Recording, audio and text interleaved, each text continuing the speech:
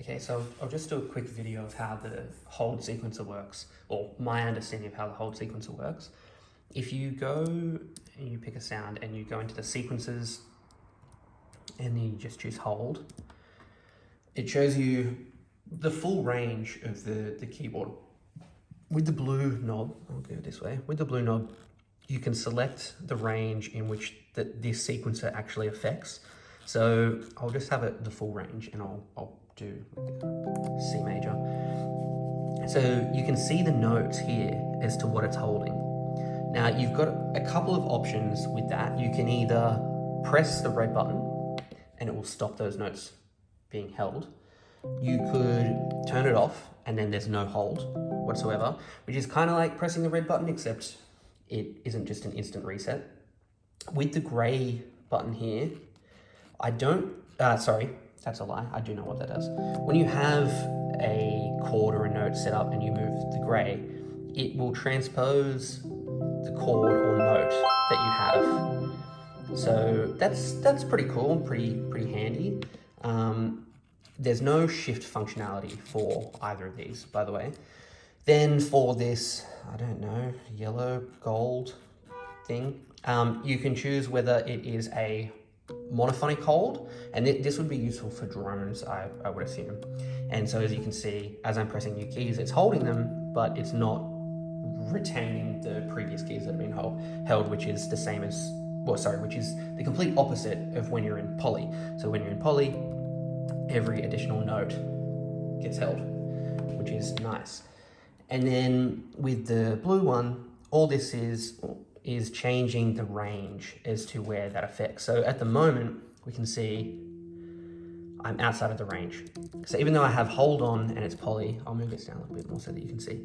So here's that note that I'm pressing, and you can see it's not being held. But if I shift down an octave, that's still out of it. Let's go down some more. Now it's in, and so it is holding that and any additional notes that I hit. So that's how that works. What I would like, and this is more just of like an opinion, is if they made it so that instead of splitting the range of the keyboard into two, you could do something similar to the other sequences, like the, if I go to the drum sequences and we go to the pattern, with the pattern, you can shift the start and end points like this. So see how you can essentially change the length of the sequencer or the section of the sequence.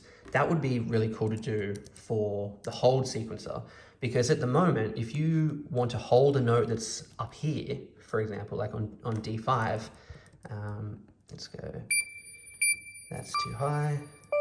There we go. So if you're up here, you can no longer play any note below that without it being affected by the hold sequencer. You can play anything that's above it. So like if I'm holding this note here and I go up, these all work, and it's not going to hold those notes, and you can play over the top. But not always would something that I'm holding be lower in pitch than what I'm going to play above it. So yeah, it would be nice to, instead of just having it so that it sets the range into two halves, it'd be nice to have it in three, so that anything that's below you could still play. It would hold what's in this section, and then anything above you could play that as well.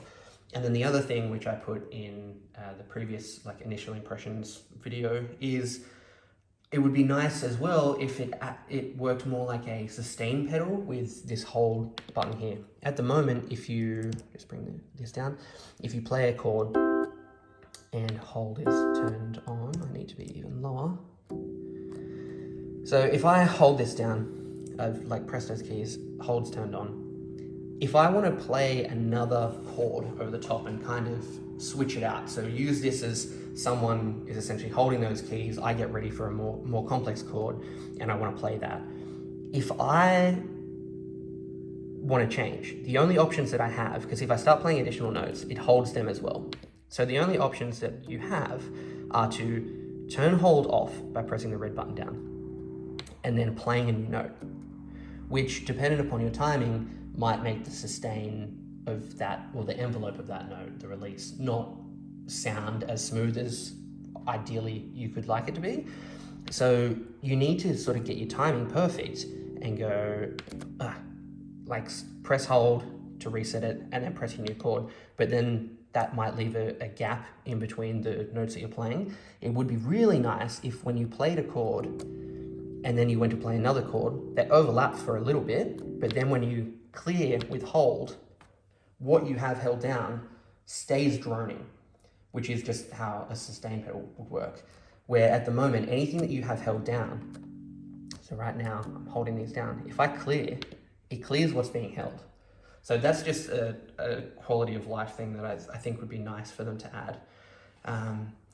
Yeah, aside from that, in terms of the sequencer, there's nothing else. There's no other shift functionality from what I can see, with the exception of, you know, the poly mono, changing the range, shifting or transposing the range, or not the range, but the held notes inside of the range that you have. You can't exceed the range that you have there. I'm turning it quite a bit.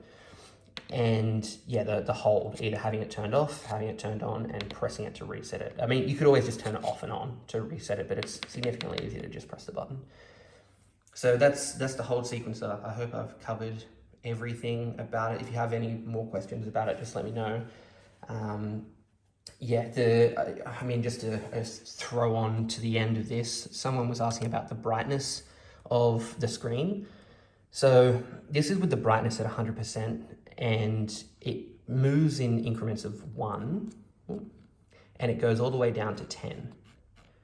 So that's how dark it can get. This is how bright it can get.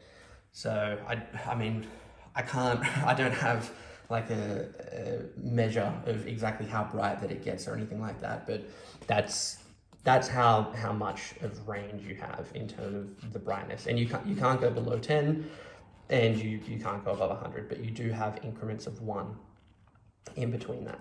So yeah, hope that helps.